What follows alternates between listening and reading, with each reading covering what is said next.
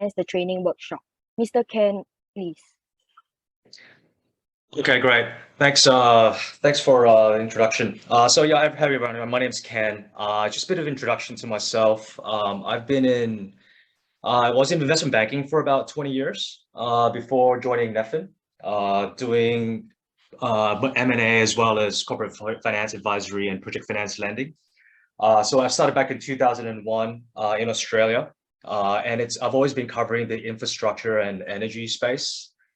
So obviously back then, it was very much focused on coal-fired power plants, oil-fired power plants, and gas-fired power plants.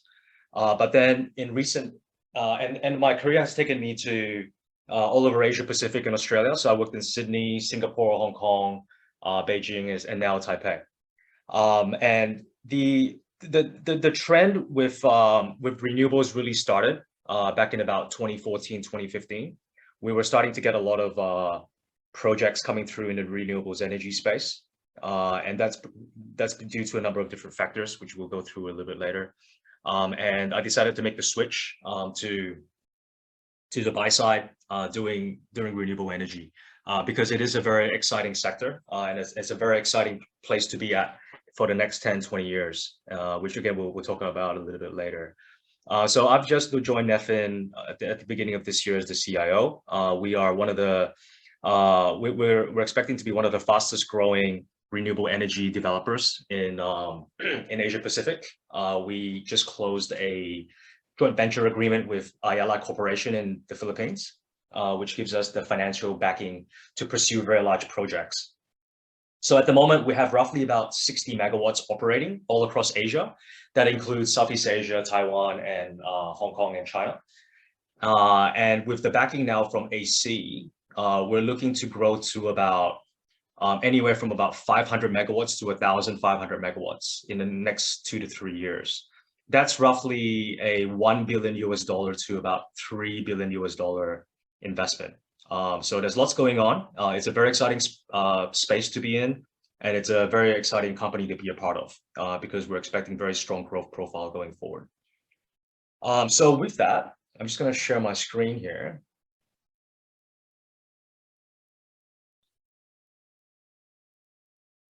Right. So actually just before we get started, so we're looking to run this in blocks of 1 hour. So we're going to do 45 minutes training, followed by a 15-minute break for 5 hours.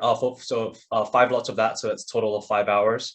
I'm hoping to get through everything today, and so we can all have some time off tomorrow. But if we do run over time, then we'll have to take some reschedule again for another session tomorrow. The other thing as well is that this entire session is being recorded.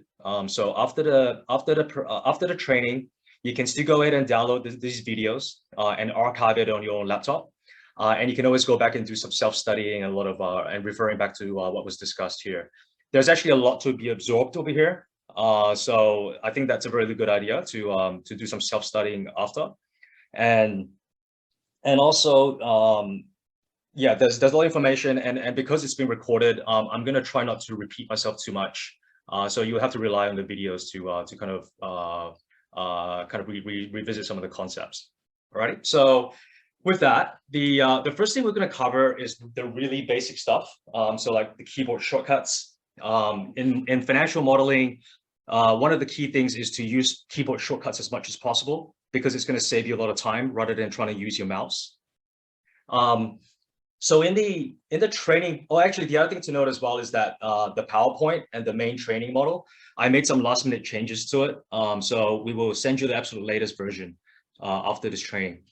So in terms of the keyboard shortcuts, we actually, in the folder, you would see there are a couple of files. One is Ken's favorite shortcuts and modeling rules. One is Excel menu shortcuts and guide and Mac Excel. I actually grew up doing financial modeling using PC, so I don't really look at the Apple Macintosh shortcuts. So I'm just going to be running through the PC ones. So this is the entire menu set of Excel shortcuts in the Excel file. I've actually highlighted the ones that in yellow that are the ones that you absolutely must learn.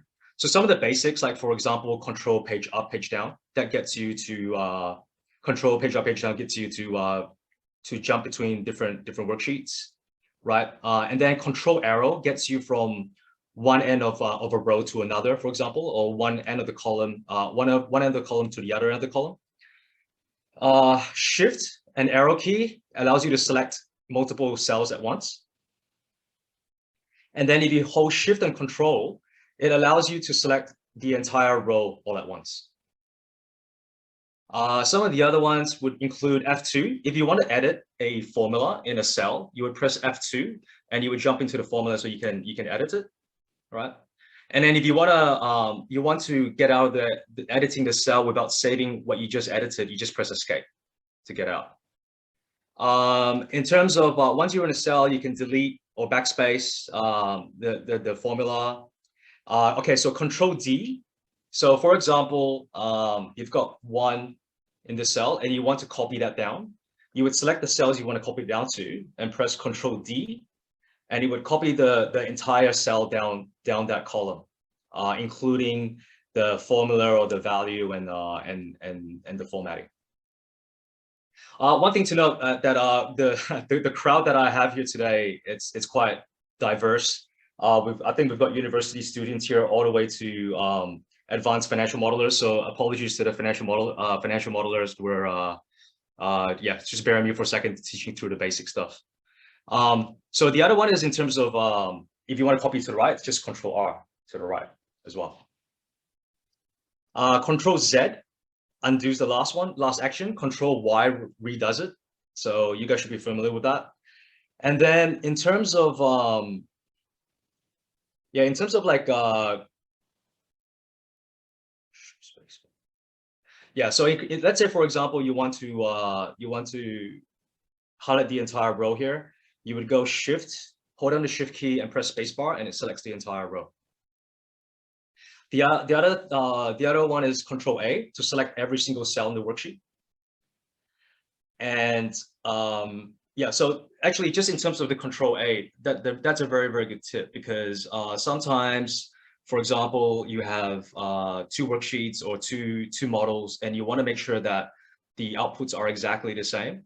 What you could do is press Control A again to highlight the entire worksheet. And there's a summation box at the bottom. So one quick way to check whether the 2 worksheets you have are identical or not is to see whether the summation of all the cells in that sheet are the same. So that's one quick sanity check that helps you to quickly make sure that the worksheets you're looking at, the 2 worksheets you're looking at, are identical. Control C is to copy and paste. Now this one's really useful. When you copy and paste a cell, so let's say for example here, when you copy it down, what happens is you copy everything. You copy the formula and you copy the formatting as well. But sometimes you only just want to copy the formula and not the formatting. So the way to do that is you can go Control C to copy, bring it down to the cell you want to copy it to, and then you go Alt E for edit, S for special, F for formulas. And what happens is you would copy the formula down, but you would keep the formatting unchanged. Similarly, you can go let's see. Yeah, so similarly you can bring it across, and you can Alt E S V. This would help you to copy the value across, not the formula, right? So you can see that this is a formula here, and once you've Control C and you go Alt E S V for values, you see that you've copied it as a hard-coded value here.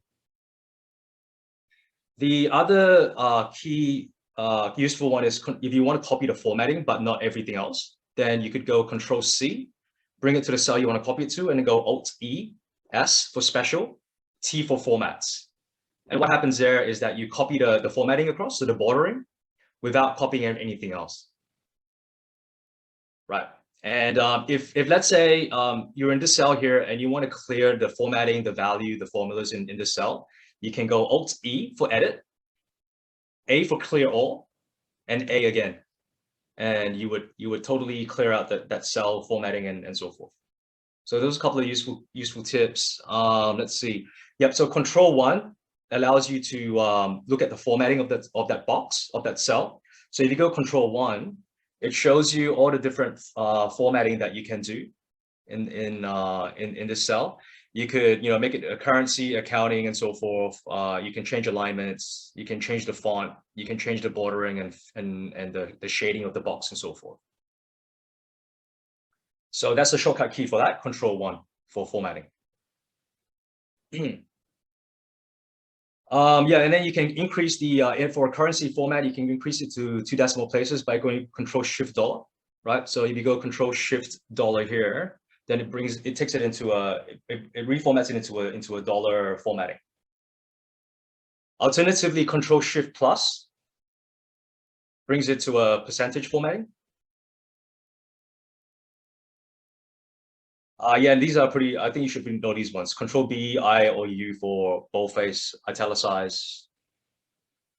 Sorry. Boldface or underline and so forth. Yeah, this is a useful one in terms of having a shortcut key for summing consecutive cells. So for example, if you're here and you want to sum up everything above it, then you can just go Alt equals, and it would basically add up the consecutive cells up top. So F4 is for anchoring a cell reference, and this is important when you want to copy things across. So for example, let's say if we're trying to do a percentage of these, 1 second. So let's say if we're trying to work out how many percent each of these numbers are as a percentage of the 3660, what we could do is go, this is equal to this cell divided by this cell. But you want to keep the denominator stationary. So you can press F4. When you press F4, you can see there's a $ that comes up before B and before 30.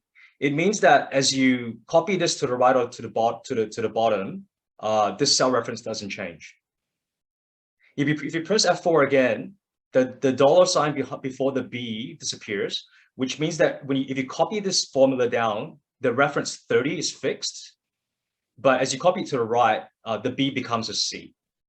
And likewise, if you press F4 again, it becomes $B30, then it's the other way around. As you copy it down, the cell reference changes, but when you copy it to the right, the B doesn't change. And then if you press F4 again, it goes back to the beginning, right? So let's keep this at stationary, $B30.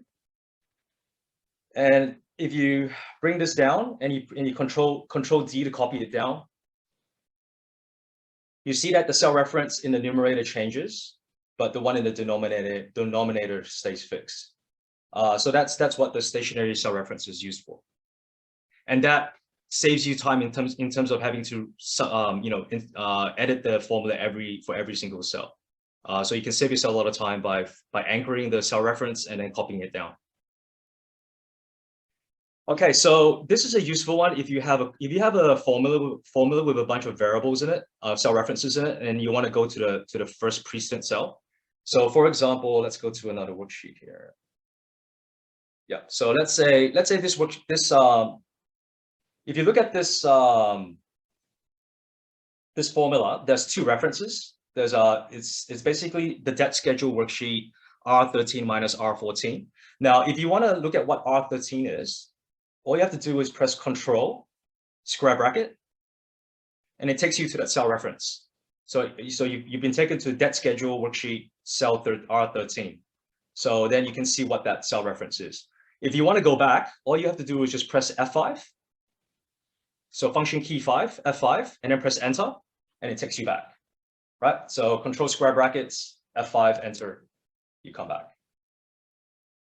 So likewise, if you go here and you're trying to get to cell reference T42, the first one, you can go Control square bracket, right? And it shows you all the cell references there. And then if you want to jump back to the original cell, you just press F5, Enter, and it brings you back.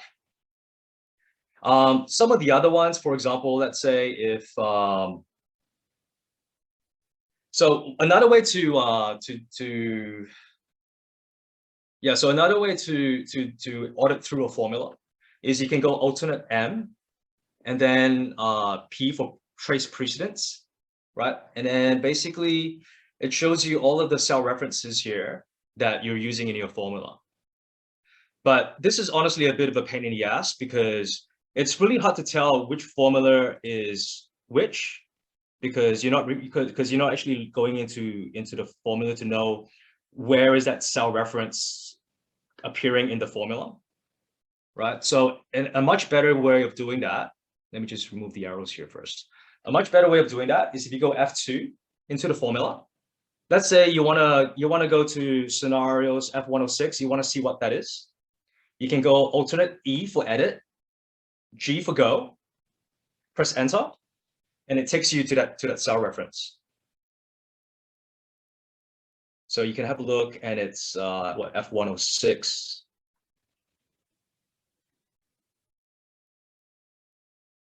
Yep, so it's this cell reference here. So then you know what that cell reference is referring to.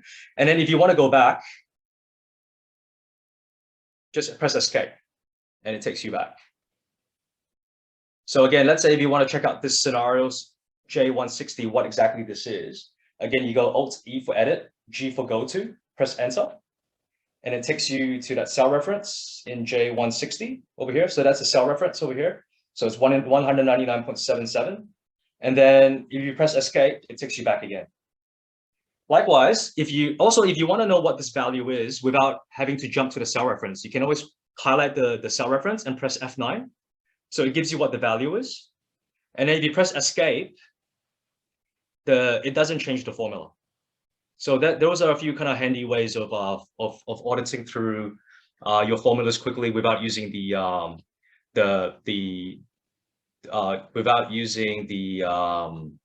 formula auditing tool from Excel, because that can be very, very cumbersome when you're dealing with large formulas. Okay, so this is a handy one. Sometimes you may be handed a very messy financial model, and you don't know where the hard-coded assumptions are, hard-coded cells are. So if you want to quickly find what those are, what you do is you go Alt E for edit. So it's this one here. Find all of the hard-coded cells in a worksheet. So you can go Alt E for edit, G for go to, Alt S for special. You got to click on constants and get rid of the text logicals and errors. So you're basically telling Excel to find all of the cells in this worksheet that are hard-coded numbers. So if you do that, it basically selects all of so you can see all the cells that are hard-coded. And once you've selected all, and with this selection of hard-coded cells, you can color-code it blue with a blue shaded background in order to identify that, yes, these are hard-coded cells in your financial model. This is really handy when you inherit a model from someone else where they didn't color code all the hard-coded cells. So this is a very handy way of finding those very quickly. You can also find inconsistencies across a formula. So for example, let's say if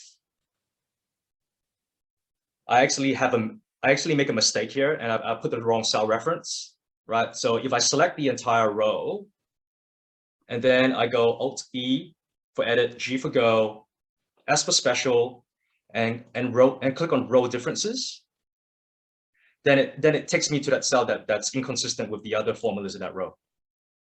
So that's another very handy way of making sure of auditing through your model to make sure that there are no formula errors. So that's one good way to spot it. Okay, so and enter gets you to the populated row at the very end. So let me give you an example of where this is useful. So let's say if you create a formula here, this is equal to this plus this. Now you want to copy this to the right, but if you go Shift Control right, it takes you all the way to the very end of the worksheet of the worksheet. So clearly you can't copy that across the entire row. The other way you could do it is obviously to go to the right here like this, and try and find the end of the worksheet, but that's very, very time consuming. So that's very inefficient. The alternative is you can go shift control, shift function, shift and enter, and that takes you to the end of the row for you to copy. Alternatively, if you don't want to select the entire row, you can just go and enter, and again takes you to the end of the worksheet. So it doesn't take you all the way to the end of the actual rightmost end of the worksheet. What else? So Control R we've spoken about. Okay, so sometimes you want to group and ungroup rows and columns. So let's say, for example, that you want to group these rows here. Then you go Alt D for G, Alt D for data, G for group, and group again. And you can select rows, and you basically are able to group those rows. Now, let's say if you want to ungroup it, then it's Alt D for data, G for group, and U for ungroup. Again, rows, select rows, and it takes away the grouping function. The other useful one sometimes is, let's say you want to insert a row here. So you can go Alt for insert, R for row, and it allows you to select to insert a new blank row. Alternatively, if you want to insert a column, it's Alt I for insert, C for column, and it allows you to insert a column to the right. So sometimes you want to name a cell. So especially for cells that you use very, very frequently. So for example, in this financial model, which is a Taiwanese model, a lot of the formulas is basically converting Taiwan dollars back into US dollar. So for example, this is the FX rate, the foreign exchange rate. We could give this a name, right? So we can give, so if you click on the cell reference F25, you can type, let's say, FX. Yeah, actually, I've already named this row, this column here, FX. So let's give it another name. Let's say we call this FXA, right? So it means that if I go, it's 10 divided by FXA. Whenever I put that name in, it always refers to that cell, which means that I don't have to go 10 divided by and try and find that cell reference, right? So that's the useful thing with using names for cell references, and you can use that for cell references that's used very, very often. And then also sometimes you want to change the cell references as well. So you can go Control F3.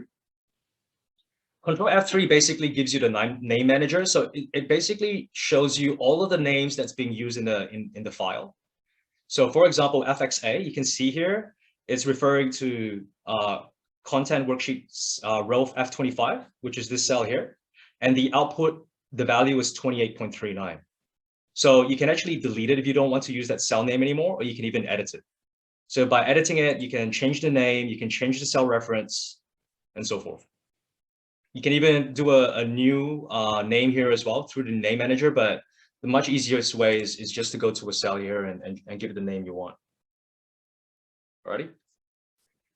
And then let's see, actually all of this we've already spoken about. So these are some of the very useful shortcuts. I've got a few more here. Format box, we've talked about that. Control right, we've talked about that. Alt equals, yeah, I think we've spoken about all of this. Anyway, this is the full entire toolbox for keyboard shortcuts, but the yellow ones are the more important ones that I use very, very often. Okay, so those are the shortcuts, and I've actually got a few more here. I think it's repetitive though. I think we've kind of gone through all of this already, so I think we're good. So that's the keyboard shortcuts section. Now let's talk about modeling best practice. In terms of modeling best practice, the model should always have hard-coded cells being color-coded blue, because oftentimes these are assumptions in the financial model. The number 2 rule is that the cells that are formulas should always be coded black, or output cells are coded black. The other rule is that all hard-coded cells that are color-coded blue should only be grouped in a few worksheets. You don't want your hard-coded cells with model assumptions being spread out all over the financial model. Group them all into into a specific set of only a very small group of worksheets, because you need to change these assumptions as you analyze different cases. Well, sorry, these are repeats. Okay, great. So, and then in terms of for each worksheet, the columns lining up with the period should always be consistent across all the worksheets.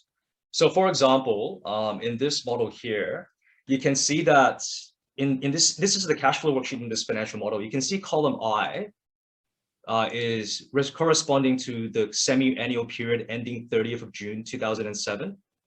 If you go to the balance sheet, it's also the same. Column I refers to June 2007, and column J refers to December 2007. So it's always consistent across the period. And the reason for this is it makes it a lot easier to be able to audit the financial model. The other key thing is that the model definitely cannot have any model circularities, and we'll go through this in a little bit detail later. What a model circularity basically means is basically, let's say, for example, this cell is equal to this cell plus 2, right? And then this cell is equal to this cell divided by 3. What happens now is you have a circular reference, right? Because you have a loop, basically. So because this cell is dependent on the output of this cell, and then this cell is dependent on the output of that cell. So that creates a circular reference. And this is a definite no-no in financial modeling. We always make sure that the model is structured in a way that there are no circular references. And we'll go to a bit of detail later. First of all, it's because it makes the model very unstable. The second reason is if we want to run data tables, sensitivity data tables, or GoSeek, the model just doesn't work. And then lastly, by making sure that you don't have any circular references in your model, it means that as you model and you create a modeling, you actually make an error in your model and you create a circular reference, it pops up straight away. So you know you just made a mistake. So this is another way of doing a check on the go as you build out your model and you make mistakes. Just one thing is, in terms of if you go to Alt-T for tools, all 4 options, and you go to formulas, you see that there is actually a checkbox here for enable iterative calculation. So if you click on that, what happens then is that it tries to find the solution for both cells, basically. But as I was saying just now, always leave this off, because we do not want any circular references in our financial model. Right? And we'll go through it in a little bit more detail later on. So we talked about shortcut keys on a keyboard, and then also never have a formula that references a blank cell, as this increases the likelihood of modeling error. So for example, if this is equal to this plus this cell here, but then later on I edit this cell and I accidentally put a number here, then there's gonna be a modeling error, right? So the best thing to do is to make sure that all your cell references refer to a populated cell, not a blank cell.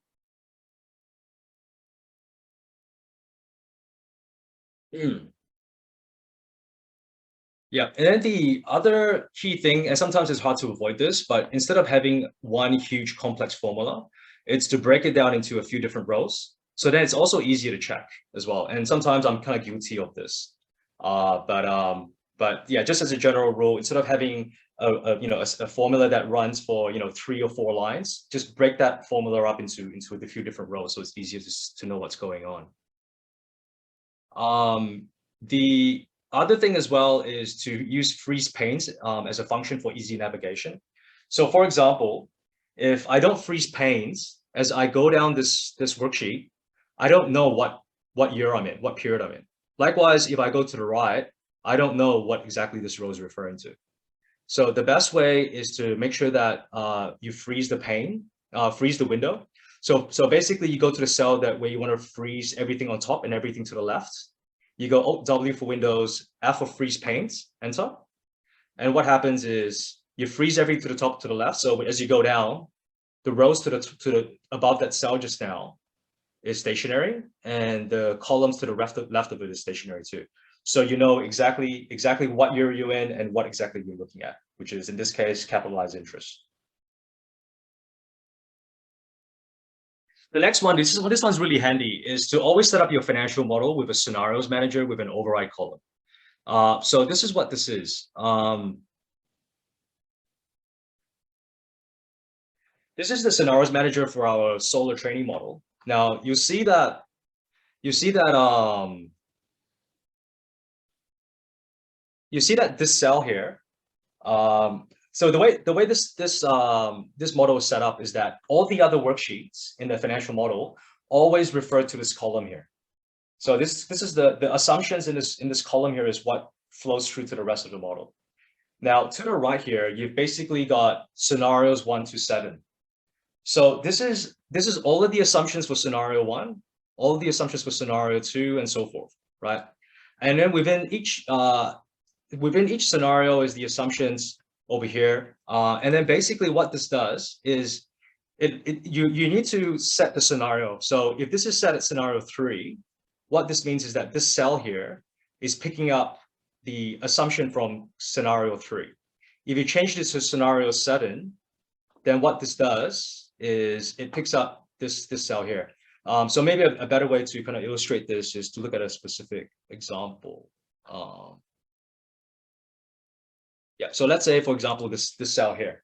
So if I change this to a 1,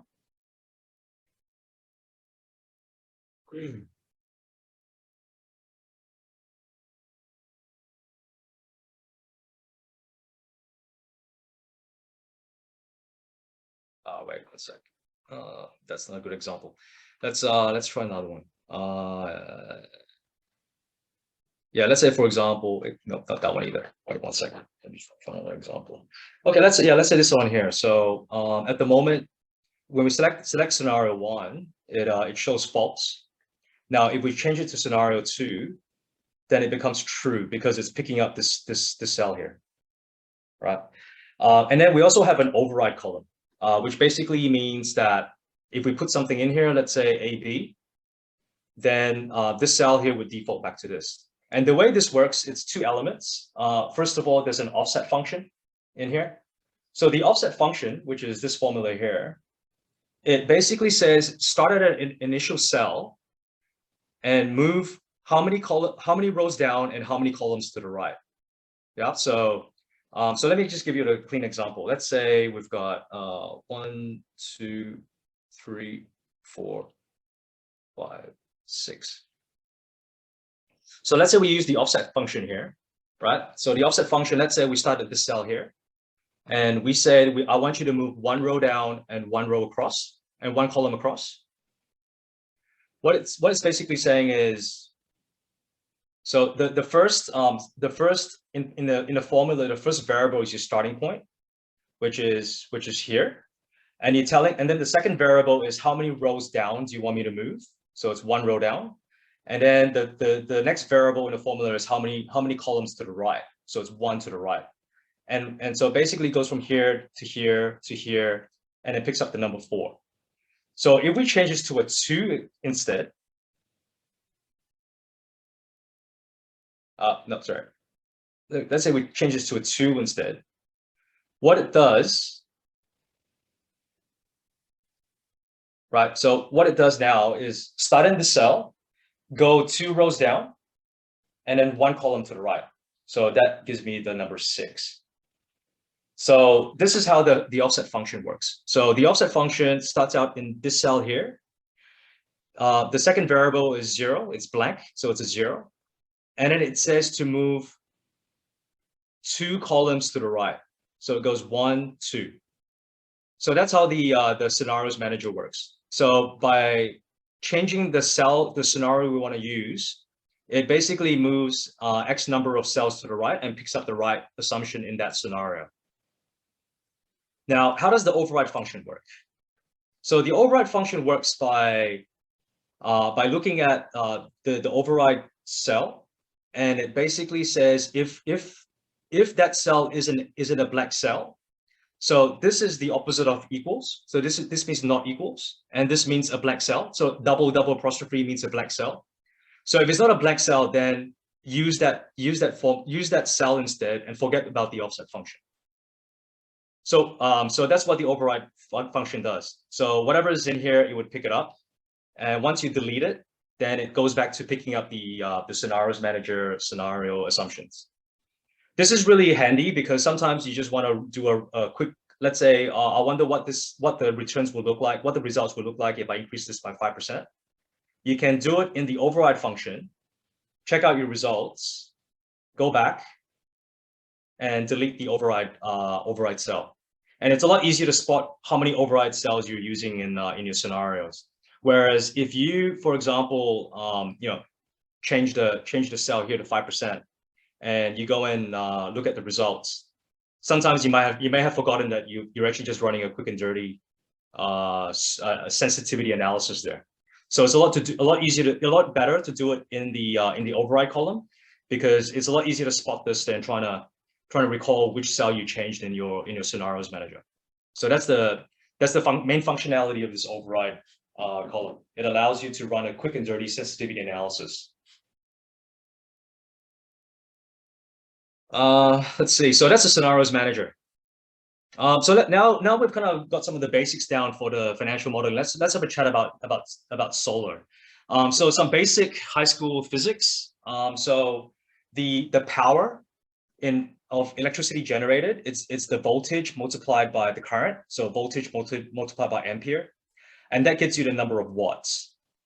Power times the time is the kilowatt hours, and this is the energy that you produce. So if you look at your electricity bill at home and the amount of your power bill, it's always priced in dollar per kilowatt hour. So how many units of your energy you consume multiplied by the unit price gives you your power bill for the month. Now, when we build power plants, it's usually in very remote areas, or a lot of times it's very far away from the demand center. So for example, you don't see a lot of coal-fired power plants in the middle of the city anymore. It's usually out in somewhere remote because of the air pollution. But then you need to actually transmit that power from the power plant to the city. Now, sometimes oftentimes it's hundreds and to thousands of kilometers away. So what you need to do is try and minimize your transmission loss. Now, in your transmission loss is basically your current, your amperage squared multiplied by the resistance of the transmission line. So obviously, the longer the transmission line, the higher the resistance of that transmission line. So in order to minimize your transmission loss, you need to minimize your current. And the only way you can minimize your current is by increasing your voltage, because the amount of power that you're producing is constant. So you need to find a way of increasing your voltage such that for the same power, your current goes down. And that is what a transformer is used for. And so a transformer is basically a magnet with coils wrapped around it. And what it does is it steps up or steps down the voltage. And that's what a substation is for. So in the substation, we basically have a step up or step down transformer. So the way it works for a solar plant is we basically have an array of solar panels. And this solar panels uses piezoelectric effect. So when the sun shines on the panel, it generates an electron flow. And that results in a direct current electricity generation. However, as you know, our power system is based on AC current, which is alternate current. So what we need to do is actually have an inverter that converts the DC power into AC power. So that's the first component. So the panels connects to an inverter, which changes the DC to AC. And then we use an interconnection line to basically group all of the power generated over each group of panels to our substation. And in our substation, we basically need to step up the voltage such that the voltage matches the transmission line voltage that we're connecting to, the transmission line that's hundreds and thousands of kilometers long. So for example, if it's 161 kilovolt transmission line we're connecting to, it means that our substation that we're building needs to convert our voltage from our power plant, our solar power plant, which is at 22.8 kilovolts, to 161 kV as well, in order to match the same voltage as the transmission line that we're tapping into, that we're connecting into. So those are really the three key components. And then obviously we also need to build the transmission line from our substation to the connection point in the grid, in order to so that's at our own cost as well. So overall, the key elements of a solar power plant is the panels, as well as the structure that it sits on, the inverter, which converts the DC into AC power, the substation, which steps up the voltage from our 22.8 kV to a higher voltage for transmitting that power to minimize transmission losses, and the interconnection line to connect our panels to our power plant, as well as the high voltage connection line from our substation to the grid. So those are the key elements of a solar power plant in a nutshell. Yep, so we just talked about all of this. This is the so in Taiwan at the moment, the power price that we get for selling our power to the government, to basically Thai power, it's based on a feed-in tariff regime. The feed-in tariff regime is a fixed tariff. So when we achieve certain permitting milestones, which we'll go through in detail later, we basically get a feed-in tariff at that point in time, which is a tariff that's fixed for the next 20 years. So that mitigates any sort of revenue price risk, in that we basically have a guaranteed revenue that TPC must buy power from us at for the next 20 years. This diagram here shows you the evolution of the feed-in tariff in Germany from 2000 to 2020. I don't actually have this chart for Taiwan at the moment, but this gives you a very good example of what's going on. So as you can see, the purple line and the green line, these are the feed-in tariff for rooftop solar as well as for ground-mounted solar. You can see the ground-mounted solar feed-in tariff is lower than the rooftop solar because it enjoys economy of scale. And as you can see, every year, it continually drops every single year. The reason for this is because of economy of scale from manufacturing. So the more factories are building more solar panels capacity, it allows us to enjoy a lower cost of production per unit. And so we basically see a gradual decrease in prices over the years. The other key driver is improvement in technology. So panel efficiencies are a lot more higher now compared to back in 2000. So for the same panel, we're actually producing more electricity than a panel from like 20 years ago. So all that economy of scale and improvement in technology is basically allowing the government to decrease the feed-in tariff every year, but it still allows us to be profitable because they're accounting for that efficiency. Now, this dotted line here is the utility price. The red one is the utility price for households in Germany, and the gray one is for industrial users like factories. As you can see, there's a sure but steady increase in utility prices over time.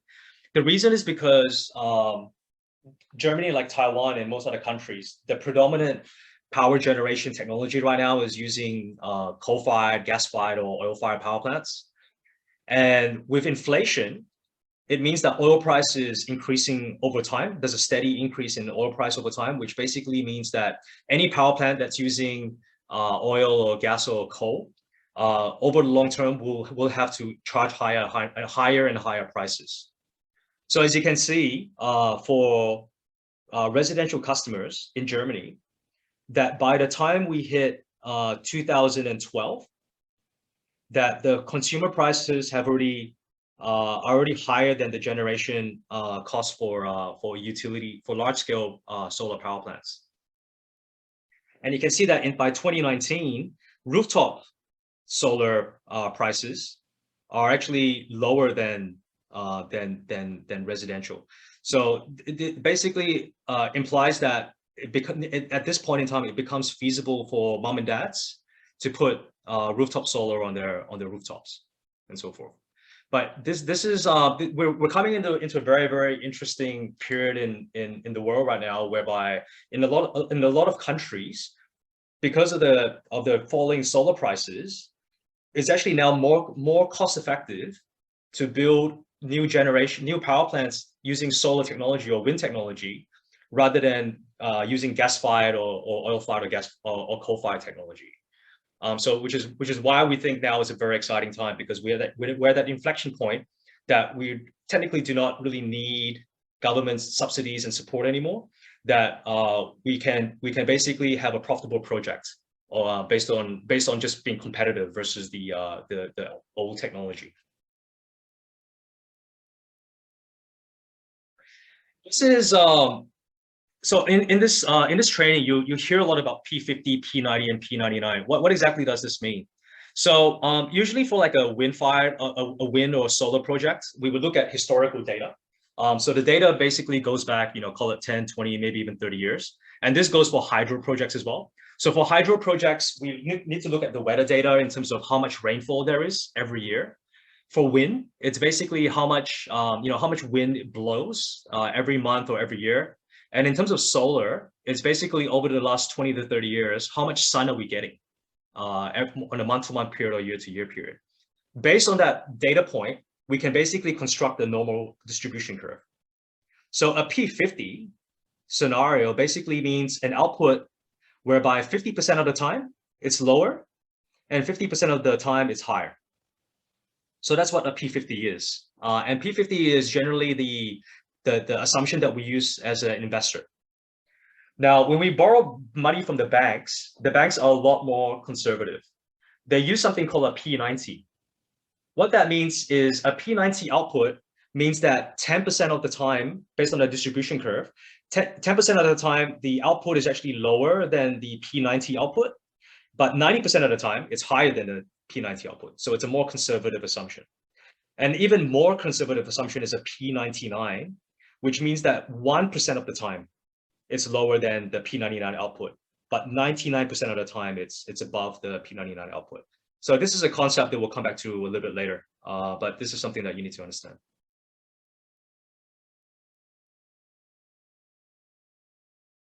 So let's look at the solar project training model. So in terms of the feed-in tariff, as we discussed just now, it's something that's set every single year. So in Taiwan, it's set by the Bureau of Energy. It's a Taiwanese government's energy department. At the end of every year, around December, they announce what the feed-in tariff is for the following year. And they usually break it up into first half and second half tariffs. So there's a slight difference in the first half and second half tariffs. And the way they set it every year is by taking into account the cost of capital as well as the construction cost for a project. So those are the main deciding factors. This is obviously what we hope they take into account, but obviously there are other considerations, political factors taken into account there as well. But actually, over the last 2-3 years, Taiwan is actually one of the most attractive markets for renewable investment because of inflation. At the end of 2020, 2021. Because of inflation and the cost of silicon and raw materials going up, solar panels actually there was a bit of a dislocation in solar panel prices and actually went up, and construction costs as a result actually went up as well. Out of all the countries in Asia, Taiwan was the only country that increased the feed-in tariff in correspondence with the higher construction cost. And a few other things. So as a result of that, it remains a very attractive market for investment, because the government is very much trying to support the solar and renewables industry through the feed-in tariff, and them being the only one in Asia that has increased the tariff in reflecting the higher construction cost. That's a reflection of that. So let's hop into the scenarios manager in the training model. So this is the scenarios manager. So as I was saying, we've got the cases across in each column. Let's go talk about that a little bit later, but let's go through each of these assumptions. So in this model, we have a base case, which is assuming that we get the FIT in first half 2024. So how is this determined? Let's go to the timeline. So this is the timeline of this example project, and these are the key milestones and key work streams that you need to achieve. This project model that we're using is a land conversion project, in that the land itself is actually zoned for agriculture. So it's used for farming. But in order to turn it into a solar project, you need to go to the government and convert the zoning for the land from agriculture into solar. And this is a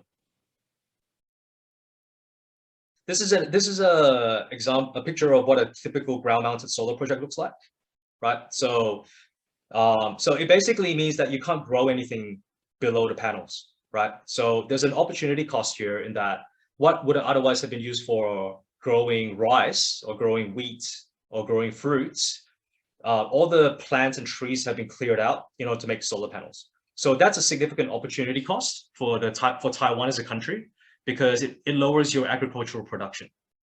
As a result, this land conversion process in the past few years has been a very, very difficult process. But the government have started to budge. And in the last 12 months or so, we've had a slate of land conversion projects that have been approved, where the government allowed the developer to clear all of the farming from the land and build solar instead. But historically, it's been a very, very difficult process to do this land conversion. Just as an aside, another really popular project right now in Taiwan, it's called a mixed fish farm solar project, which is this one here. So at the bottom here, it's basically fish ponds. So in these ponds, you're growing fish, clams, prawns, blah blah blah, right? And what the project involves is to pile into the ponds, and basically put the racking on top and put the panels on top of that. So what happens here is that you're collecting. It becomes a dual usage project. You're growing fish products down here at the same time as you generate electricity up here. So these kind of projects have been very, very popular recently, because it doesn't make the government choose between solar or producing food, basically. So as an aside, this is a very popular project right now. But the financial model that we have right now is based on a land conversion project. So what are the typical timeline? So basically, at the very beginning, when we look at a project, we need to do preliminary due diligence and set up the SPV. So that's usually call it a 2-month process. Once we have that, then we would sign the land. So each of these land that we have, we need to sign a land lease agreement with the landowner. So we need to achieve land lease signing. So until we've signed and notarized the land leases, we have a risk around how much land we can obtain. Then the next one is something called an SIA approval. SIA stands for System Impact Assessment. It basically, going back to, so over here, when our project connects to the grid, we need to do a system impact assessment with our consultant that demonstrates that when we connect to the grid, it doesn't impact on the stability of the grid. So that's what a system impact assessment is. Once we submit that report, and after the government have reviewed it, then they will give us an approval to connect to the grid. So that's what this SI approval is. And that's usually a 3-month process to get that grid connection approval.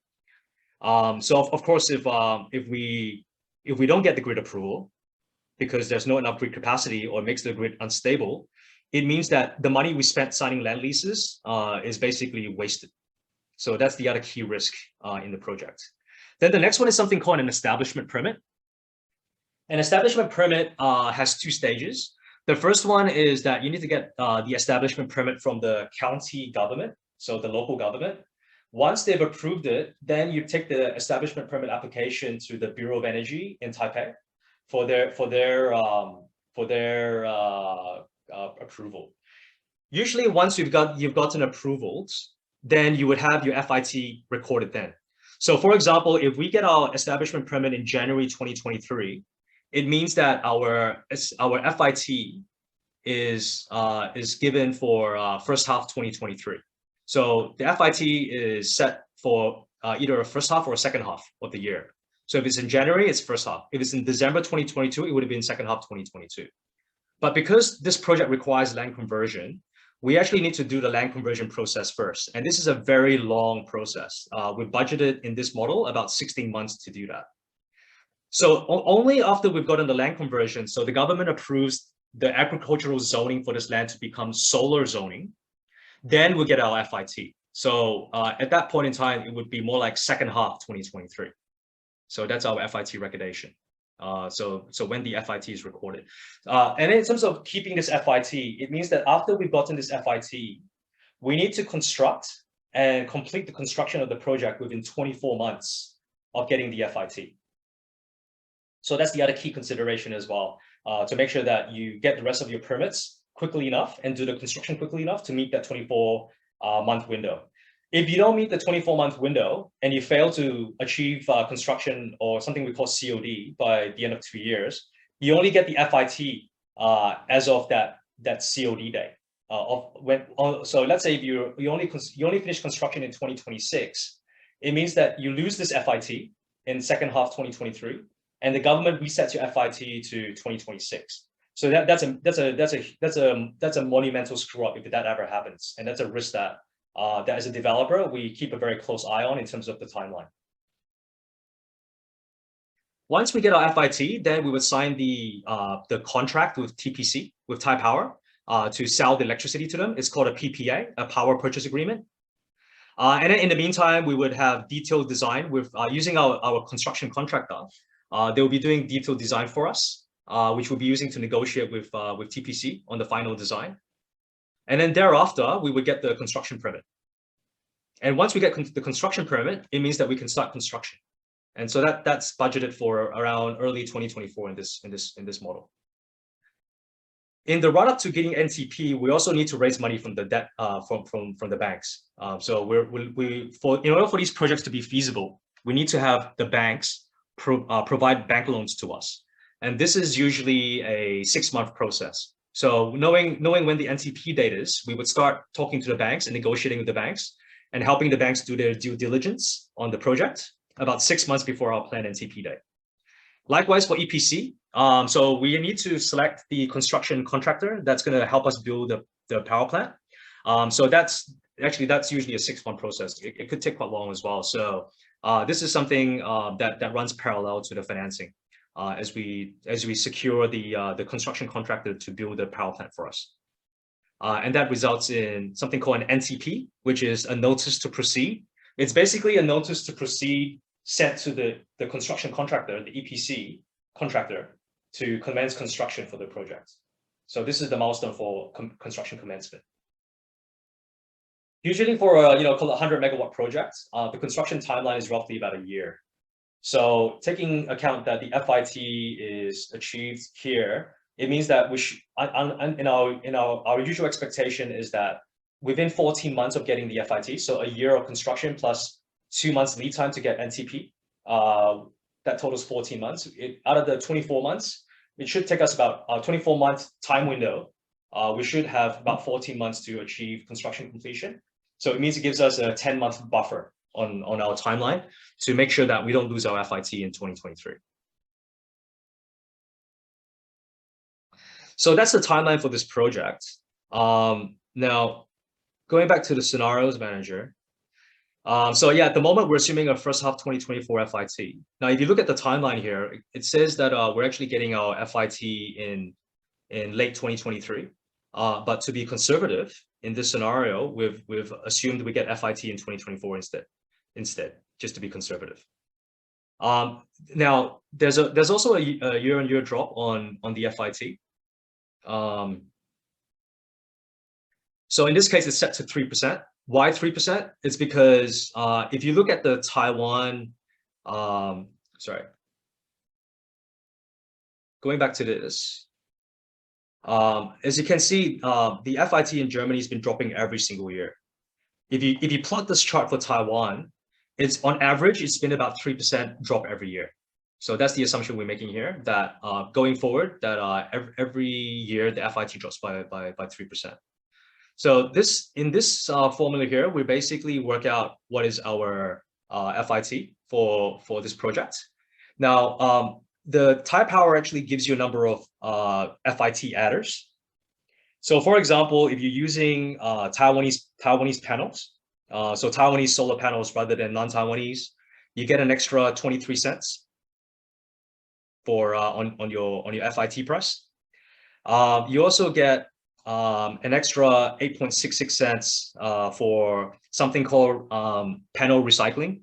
In Taiwan, there's a regulation whereby you need to pay money to the government to go into a slush fund, and the government's basically using the slush fund over the long term to recycle panels, to build a capacity to recycle panels.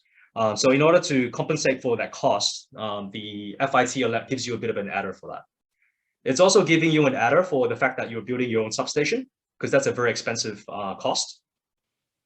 And then also that for the transmission line that you're building, the very high cost, high voltage transmission line connecting your project to the grid connection point at TPC, there's also a adder.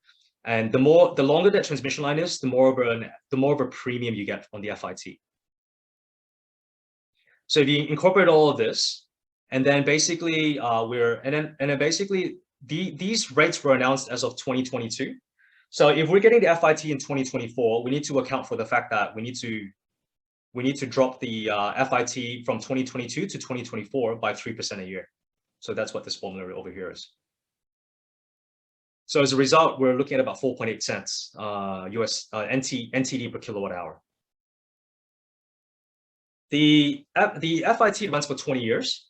So assuming that we're getting NTP in at the end of 2023, which means that we complete construction around end of 2024. So from 2024 onwards for 20 years, that gets us the 2045 policy date here. So just going back to this, if you look at the income statement, if you look at the revenue, wait, hang on, I'm in the wrong scenario. Let's go to scenario 1. Yeah. So you see that the revenue that we have, it only runs for 20 years because the FIT or the power purchase agreement we signed with the government, it's only for 20 years. So then the question here is, what happens after year 20? What happens to the project? So we'll talk about that in one of the scenarios that we can analyze later.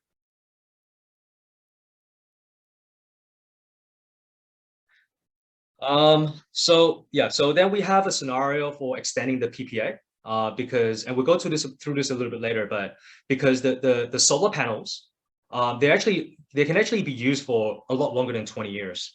Based on historical data, the solar panels that we install has a useful life of about 30 to 40 years.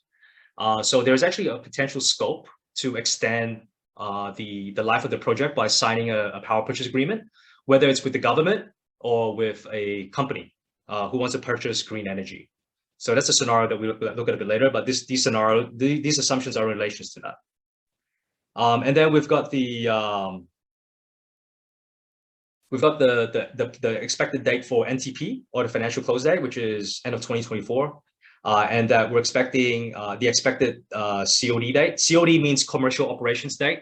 It basically means COD is basically the date where you complete construction. So we're expecting that to be about mid-2025. Now, in terms of taxes, so there's some assumptions here about the VAT tax in Taiwan, but because we're registered for VAT, we're not actually liable for VAT charges on the costs that we incur. There's a corporate tax rate in Taiwan of 20%, and so forth. Now, this project, we're assuming a 110 megawatt capacity, right? Which is basically based off an assumption that we have a 100-hectare piece of land. And for ground-mounted land conversion projects, for every hectare of land, we can construct 1.1 megawatts of capacity. So 100 hectares multiplied by 1.1 ratio gets us the 110. In our base case, we're assuming that we're using Taiwanese module. So then we can get the extra we can get the extra 23 cents in the FIT premium. Now, the first year energy yield, this is a very important assumption. So this one here, at the moment, we're assuming 1,300 per kilowatt hour per kilowatt per year. This assumption, there's usually a couple of sources for these assumptions, right? So NASA, with their satellite system, measures the irradiation at different positions on the Earth surface. So based on that data, we can actually calculate the energy yield. Likewise, there's another service called Meteor that provides energy yield information, as well as the Taiwanese Meteorological Office as well. So these are a couple of the sources for getting the yield. But this yield is a very important, it has a very strong impact on our equity returns. And then we've got the panel capacity and so forth. That's the less important. And then we've got the degradation, because these panels that we're using, the solar panels, it actually has it would actually degrade over time. So we're assuming that in the first year it degrades by 0.6% per annum, and then every year thereafter it's degrading at 0.5%. This is the assumption for construction cost. So at the moment, we'll go through these in a bit detail later, but we're assuming right now it's about 45,000 per NTD per kilowatt hour. Per kilowatt of construction cost. And then in terms of O&M, the operating costs, we also have some. Oh, sorry, let's just quickly go through this in detail. And then we have the financing costs. So when we borrow money from the bank, there needs to be an upfront fee paid upon us signing the loan agreement with them. So that's 1.5% of the loan amount. We also have a contingency in our development budget, just for conservatism. So we've added a 5% contingency buffer to it. Development fee, which we'll go through a little bit later in the DevEx budget, is about 7,800 per kilowatt. And yeah. So let's keep moving down. The O&M. So during the 20-year operating period, we need to hire a contractor to help us run the project. And for solar, the operations is very, very simple. It's really just to wash the panels a couple of times a year. Oftentimes it rains in Taiwan, and that rain would naturally wash off the dirt from the panels. But we would manually wash the panels ourselves a couple of times a year as well. And then also we constantly monitor the output of each panel. So to the extent that the panel is defective, it's not producing power or producing very low power, then we would need to go access that panel and replace it. Generally less than 1% of panels fail every year. So it's not really a lot of work replacing the panels. And also because these panels are covered by warranties from the panel manufacturer, we don't actually incur any costs in replacing the panels. But obviously the labor cost for replacing the panels on our project is encapsulated in this O&M cost of 6%. Sometimes the O&M cost is the contract. It's based on a dollar per kilowatt basis. But in Taiwan in general, it's as a percentage of revenue. We also have some insurance, which is based off the carrying book value of the company, of the assets that we have. So as the asset depreciates over time, the lower our insurance is going to be. So this is the panel recycling fee I was referring to. So there's a charge by the government whereby for every megawatt of project we have to pay 100,000 NTD to the government a year for 10 years. The other one is in terms of replacing the PV panels. So the solar panels usually have a useful life of 40 years. So at the end of 40 years, we would need to replace the panels. And we assume that the panels price reduction is 10% every year. Likewise for the inverter. So the inverter, which is the one that's converting DC to AC energy, that needs to be replaced every 11 years. And we assume that at the end of 11 years, the replacement cost is subject to a 10% year-on-year reduction in inverter prices because of economy of scale and improvement in technology and so forth. We also need to spend money, labor costs to replace all the inverters. So there's a replacement cost on a per kilowatt basis as well for the labor cost for replacing all the inverters in year 11. Now, in terms of the financing, so we have a gearing assumption, which is the 80%. So basically, it means that if it costs us to $100 to get the project to construction completion, so including all the development costs as well as the construction costs and all the ancillary costs, then the banks will give us an $80 loan to cover against the $100 expense. So the other $20 needs to be money that we invest in as equity. So the interest, the bank loan is priced as in a combination of a base rate as well as a margin, interest rate margin. The base rate is typically priced off the government bond yield curve, because the government bond is considered a risk-free rate, right? So this is the rate that the government would have. This is the return the government would have invested, would have made if they invested in a government bond, which is very low risk or zero risk. And this 150 basis points is the additional return that they require in order to take on the risk of lending to our project. Because obviously there could be potentially things that can go wrong in a solar project that you would never ever have to worry about if you invest in the government bond. So that's the extra return they need. We're assuming that, and this is the typical term in the market now in Taiwan, that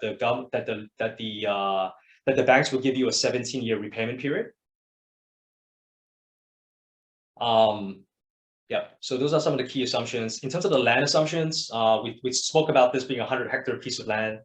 The land rental is split up into three periods. One is during the development period, right? So while you're the timeline from project kickoff and from land lease signing until achieving NTP. So that's the development period. And then the construction period. So from NTP to the COD date, when you're actually constructing the power plant, there's another rental for that period. And then after you constructed, then you're in the 20 years operating period. There's a rental for that as well. So in this project, the rental is at 450 NTD per hectare per year. And then during development and construction, it's 10% of the 450 and 70% of the 450. The reason why it's 10% of the 450 during the development period is while you're getting all your permits and doing the development work. So while you're doing all of this work, the landowner, you don't actually need to get physical access to the land. So if the landowner is like doing farming or anything like that, they can still continue to farm the land while you're getting all these permits. It's only once you've gotten all the permits and you've achieved NTP that you would actually have your EPC contractor, your construction contractor, to go in to actually clear out everything on that land to actually start building a solar power plant. As a result, because they can still use the land, there's no opportunity cost for them. You're paying them a fraction of what they will pay them as a rental during the operating period. We'll talk about the DSCR a little bit later, and then yeah, so all this stuff we can talk about a bit later. So this is so these are all the key assumptions in the scenarios manager. Let's have a look. Let's look at the EPC cost now. So the EPC cost, it's usually priced on a $ per kilowatt basis, right? So in terms of the solar panels, for Taiwanese at the moment, it's roughly about 12,000 per kilowatt NT. And then for Chinese panels, which are, for example, Longi, this is roughly about 9,000. So in Taiwan, you're not allowed to use panels manufactured in China, but you can procure panels manufactured in Southeast Asia, let's say Vietnam or Indonesia, where the manufacturer is Chinese. So that's okay, but you can't use Chinese manufactured. So that's the rule in Taiwan. So if we use a Chinese brand but manufactured in, let's say, Vietnam or Indonesia, it's about 9,000 at home. Likewise for the inverter, we can use a Taiwanese brand, and right now it's roughly about 2,000. But if we use a Chinese brand, it's about 800. So it's a significant cost saving here. And the way the Taiwan government works right now is that you're not allowed to use Chinese manufactured modules, but it's okay to use Chinese inverters. And then this is the interconnection cost. So the interconnection cost is basically the cost of these interconnection lines from our solar panels to the substation that we build. And then we've got civil works, which is like clearing the land and so forth. The balance of plant is including these racking costs, like all the structures and so forth. This is the balance of plant. And then you've got the booster station. So within each group of panels, you actually need to make sure that power coming out to your substation is a 22.8 kilovolt energy output. So you need a booster station to step up that voltage. You also need to build a transmission line, and this is on a per kilometer basis. So it's very expensive. So it's roughly a bit over $1 million for every kilometer that you're building for a 161 kilovolt underground transmission line. The good thing about a 161 kilovolt transmission line is you can build up to 400 to 500 megawatts of capacity. So the name of the game is to get the first phase of the project built, but hopefully you can acquire more land in order to be able to leverage off this fixed transmission line cost and bring your dollar per kilowatt construction costs down over time. So that's kind of like the name of the game. The other one as well, that's a fixed cost, is a substation. So you need to build a substation in order for you to connect to the tie powered grid, which is at a much higher voltage. So it needs to step up from 22.8 kilovolts to, let's say, 69 or 161 kV. So that substation cost is something that we need to build our own cost. And so that's roughly about 400 million NT, which is about $10 million. And then the EPC contractor would charge a margin on all of this. These are all the actual direct costs of each component, but the EPC contractor will charge you a margin on top of that to actually build all this on your behalf. So to actually get the EPC cost, we've got the dollar per kilowatt numbers here, and then we multiply by 110 megawatts to get the actual dollar cost for every item. And so for this particular case, we're looking at roughly about 45,000 NTD per kilowatt for construction cost, including the panels. So this 45,270 number feeds into our scenarios manager, which is this number here, the 45.3. But yeah, just going back to the EPC cost, as you can see, all of these costs are essentially variable. The only one that's not that doesn't increase with kilowatt capacity is the substation and the transmission line. So as I was saying, that the upside is really in trying to get more land above your current assumption to be able to enjoy a higher return, because these costs are fixed no matter how many megawatts you build, up to, let's say, 500 megawatts. The other thing to note as well is in terms of the EPC cost, the EPC margin, it's a 10% margin that is charged on everything except for the modules and inverter, because we're assuming that we're procuring the modules and inverter ourselves. So the EPC contract is not buying these for us. As a result, we don't have to pay them a margin for these components. Let's go to the DevEx budget. So the DevEx budget shows how much money we're spending and where we're spending it over the development period, right? So the first one is the SPV setup costs. So we need to spend some money to actually set up the SPV and spend the money to actually get the money in from our parent company in Hong Kong. And then we've got a technical due diligence cost of roughly about 30,000, technical and legal due diligence costs. Right, so there's some preliminary DD that we do before we actually commit to the project legally. And then during the development phase, there's a bunch of legal work legal documentation that needs to be done. So that's budget for that. And then we've got some funding for local relationships. The land leases that we sign, we actually need to notarize those. So that there's a small cost to that. In terms of the land lease, when we first signed the land, we need to pay a land rental during the development period. So that's what this is for. So it's the land rental during the development period that we need to put down. The substation land, we would usually like to acquire this land, so we own it freehold. We own it outright. We don't lease the substation land because it's a very strategic asset. So we budget, for example, 30 million NT for that.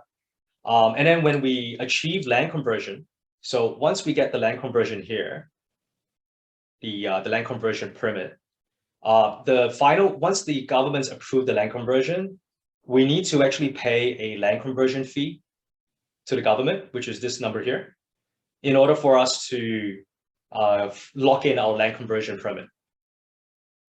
So this is so this is roughly about 300,000 per oh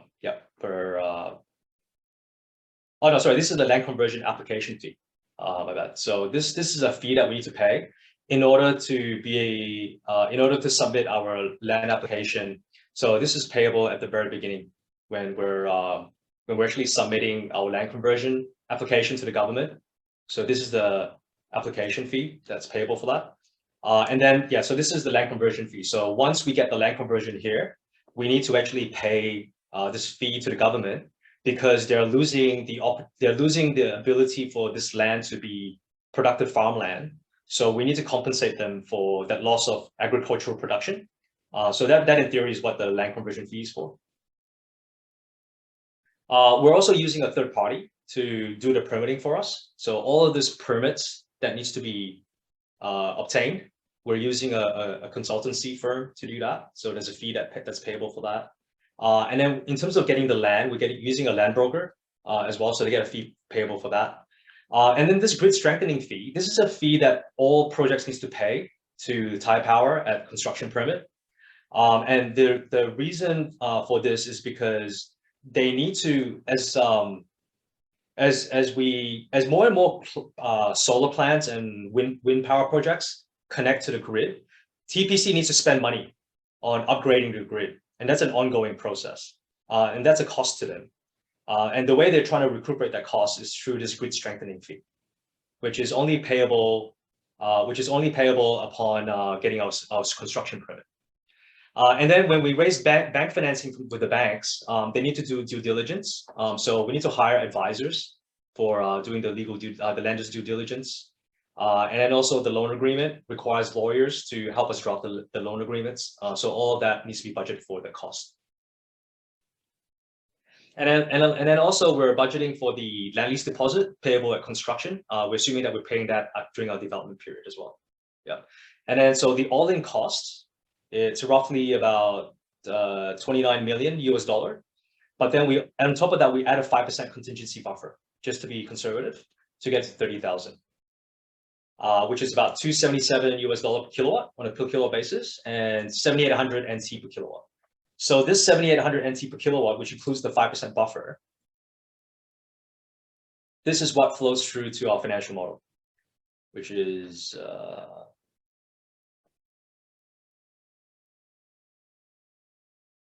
this number here.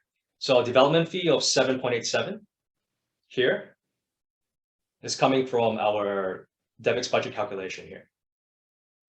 So this is the DevEx budget. Now, how do we actually spend this money? When do we actually spend this money? So we go to the timeline.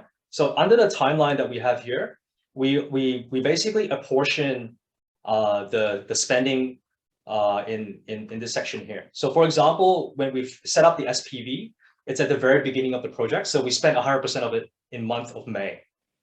Likewise, for the technical DD, that happens at the very beginning. Now, the legal DD happens, the legal work for the project is apportioned equally over the first 12 months. And then we've got some funding for local relationships, which is towards the back end once we've got some key permits. Land lease notarization, the fees payable once we sign our land leases. The land lease deposit, we're assuming that we pay half of it here and then the other half here. And then the substation land. So we would time the acquisition of substation land because it's very expensive. In order to acquire this land, we need to get our grid connection approval first before we actually spend the money. But obviously, in the run-up to getting grid connection approval, we would go out and find that piece of land that we want to acquire and start negotiating terms with the landowner for the acquisition. So the land conversion fee that we submit to the government happens at the beginning of our land conversion process.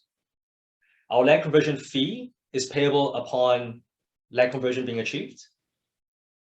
And then we've got our our milestone fees for the permitting consultant. So the fee that we're paying them, which is this $5.8 million US, this fee to the permitting consultant, this is payable over milestones. So we pay them bit by bit based on results being achieved. Yep. So as a result, we pay 20% at the kickoff of the project. We pay 50% once we get SI approval. We pay 20% once we get establishment permit, and then we pay another 10% once we get land conversion. And then likewise for the land broker, in this case, because they're getting our land for us upfront, so really their job is done once we get the land lease signed, then they basically get paid all of their fee at the beginning. The grid strengthening fee payable to TPC that we talked about happens at CP, construction permit. The lender's due diligence cost and the documentation is payable in the run-up to as part of the financing process. And then we've got the land lease deposit, which is payable for the construction period. We're assuming that we pay that at NTP for the next 12 months. So based on these percentages, then you basically, you basically multiply these percentages by the DevEx budget to get the spending on a month-by-month basis. So you can see that, so you can see that by the end of the construction period, we spent about $29 million. Spent about $30 million US, including $30 million US, including the 5% buffer. So that's the timeline and the DevEx spending on a month-by-month basis.